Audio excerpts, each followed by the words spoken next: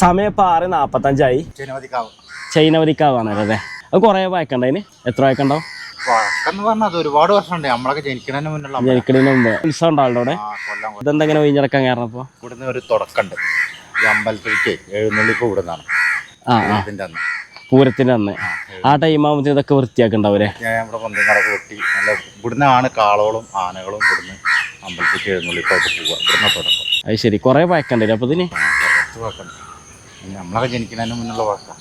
ഏത് ചരിത്രം തിരിഞ്ഞ് പറയണ്ട ഇത്രയും പറയാനൊക്കെ ഉണ്ട്. നമുക്കറിയില്ല. ഇപ്പൊ കാരന്മാരോടൊക്കെ ചോദിച്ചാൽ അറിയണ്ടാവൂലേ? അവിടെ കണ്ട അമ്പലത്തിന്റെ ബാക്കി ഭാഗങ്ങളാട്ടെ ഈ ബാക്ക് സൈഡ് കാണുന്നത്. ഇവിടുന്ന് എഴുന്നള്ളിപ്പും കാര്യങ്ങളൊക്കെ ഇവിടെ നിന്നാണല്ലേ? പുറപ്പെടാ വർഷത്തിൽ എന്നാണ്ട് എല്ലാ വർഷത്തിലും ഏതാ ഡേറ്റ് അങ്ങനെ എന്തെങ്കിലും അറിയാം? മകരത്തില് എത്രാം തീയതി?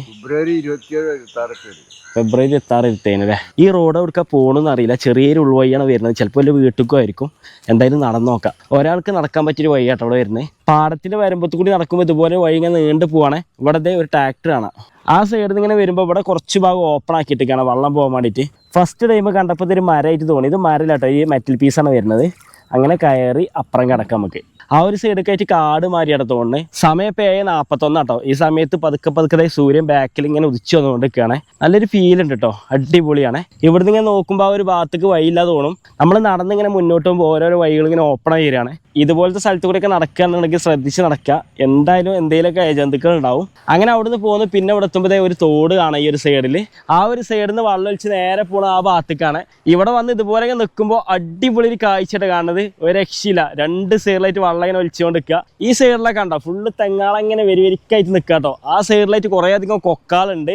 സമയം ഇപ്പോൾ വരുന്നത് രാവിലെ 7:50. എന്നിട്ട് ഇവിടെ നിന്ന് ആരും കാണാനില്ല. വെള്ളം കെട്ടി നിർത്താൻ ഒരു സംവിധാനം അവിടെ കാണാണ്ട്. മഴ ഇല്ലാത്ത ടൈമിൽ ഒരു ഷട്ടർ ഉണ്ടാവും. ഇതുപോലെ ഒരു 10 മിനിറ്റ് കൂടി നടക്കുകയാണെന്നുണ്ടെങ്കിൽ അവിടെ കണ്ടോ ഒരു ഇരുണ്ട് കൂടിയ സ്ഥലമാണ് കാണുന്നത്. അവിടേക്കൊരു വഴിയുണ്ട്. എന്താ സംഭവം എന്നറിയില്ല. അവിടെ നിന്ന് പോയോക്കാം. നടക്കാനുള്ള സ്പേസ് മാത്രമുള്ളൂ വരുന്നത്. രണ്ട് ഭാഗത്തും പാടാട്ടോ. ഒരു 15 മിനിറ്റോളപ്പം നടന്ന് പാടത്തിൻ്റെ അപ്പുറം എത്തിട്ടോ. ഇരുട്ട് കൂടിയ സ്ഥലം, ആരും ഇല്ലാത്തൊരവസ്ഥ.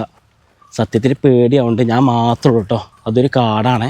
ഈ ഒരു പാടത്തിന് ചുറ്റി പറ്റിയാണ് കിടക്കുന്ന ഒരു സ്ഥലമാണ് വരുന്നത്. ഒരു 10 മിനിറ്റോളായിട്ട് പിന്നെ മുന്നിൽ കിടക്കുകയാണ്. പക്ഷെ വീടുകളോ കാര്യങ്ങളൊന്നും കാണാനില്ല. അങ്ങനെ ഒഴിഞ്ഞു പോകുന്നൊരു സ്ഥലമാണ് വരുന്നത്.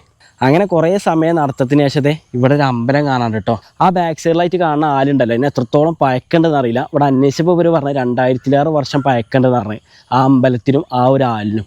എന്താ അല്ലേ? വെളത്തൂര് അതൊക്കെ പിടിച്ചണോ? എവിടുക്കാണ് വേണമെങ്കിൽ എത്തിച്ചേരാം. ഇവിടെ കാണുന്ന ഈ ഒരു സ്ഥലം വരുന്നത് വളാഞ്ചേരിക്ക് തൊട്ടടുത്ത് കൈപ്പുറം എന്ന സ്ഥലമുണ്ട്. അതിൻ്റെ ബാക്ക് സൈഡിൽ വരുന്ന ഒരു പാടാട്ടോ. ഒരു രക്ഷയില്ല. അടാറ് വ്യൂ ആണ്.